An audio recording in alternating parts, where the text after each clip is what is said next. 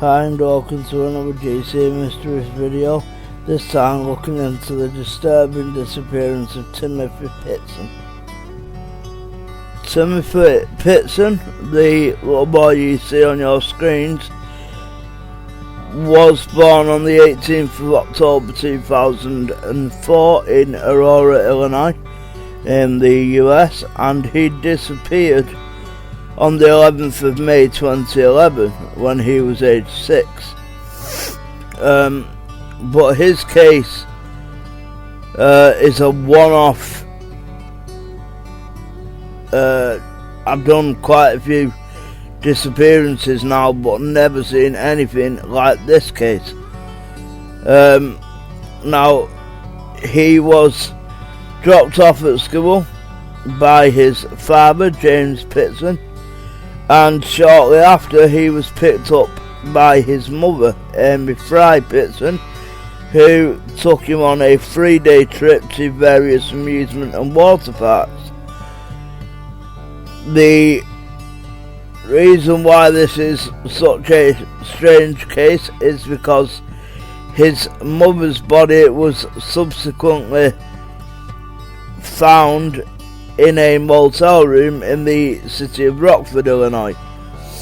Now, she'd committed suicide and left a note that stated that Timothy was safe but would never be found.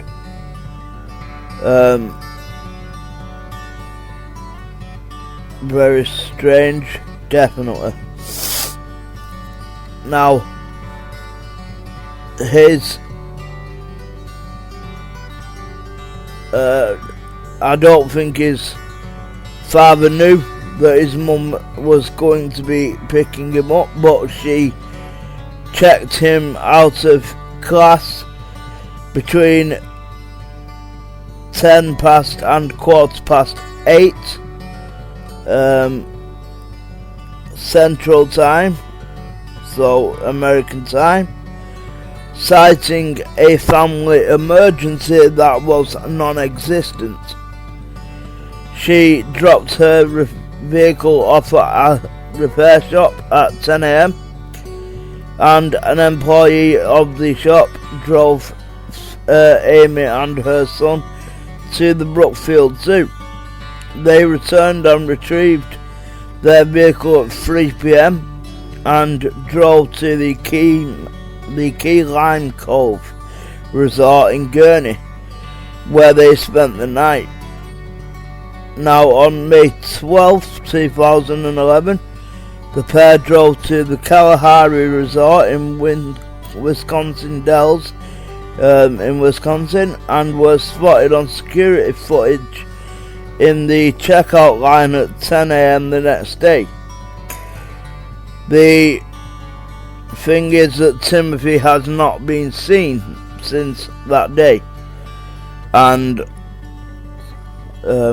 obviously his mother is now dead, so no one can go to her. And he's never been seen since. It's strange. I'm not sure what's going on,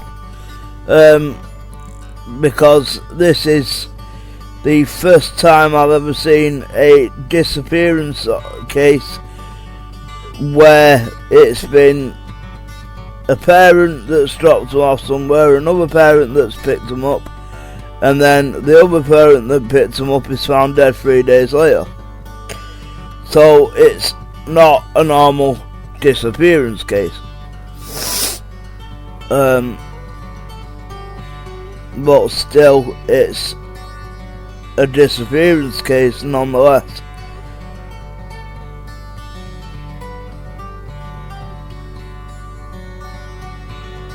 Now, between 12 p.m. and 1:30 p.m. on the 13th of May 2011, Amy Pitzen telephoned several family members, including her mother and brother-in-law, telling them that she and Timothy were safe and not in any danger. Cell phone records indicated the calls came from an area northwest of Sterling, Illinois, near Route 40. However, Amy Fry Pitzen failed to contact her husband, Timmothy Pitzen's father, who had been attempting to locate her and Timothy after being notified by his son's school that he was not present when he arrived to pick him up at the end of the school day on May 11th. Timothy was heard in the background during the calls saying that he was hungry. But that's about all we know. Now, normally I would be quite high hopes and hope that the child is okay, but during the investigation into Amy Fry Pitzen's death, it was found that she had used a knife to kill herself, which contained only her blood, but that a concerning amount of blood found in her car belonged to her son Timothy. Now, a family member later revealed that the stains were likely caused by a nosebleed that Timothy had suffered in the car earlier that month. But it's a bit strange to me, because obviously she's used a knife, she's found dead having used a knife, and his blood is found in the car. I'd like to think he's still alive, but I don't know. It's a bit, I've never done one on a case like this before. It was also noted that Amy's cell phone was missing, and an examination of her vehicle revealed that it had been parked in a grassy area, possibly near a stream, but close to a highway. In 2013, Amy's cell phone was located beside Route 78, but the discovery did not bring any new evidence. Amy's cellular phone was discovered alongside the road on Illinois Route 78 north of Mount Carroll, according to police. Now, James Pitzen, Timothy's father, has stated that he believes his son is still alive, and I would like to think that he is also. But this case was actually broadcast on an American television series called Live PD on August the 25th, 2018.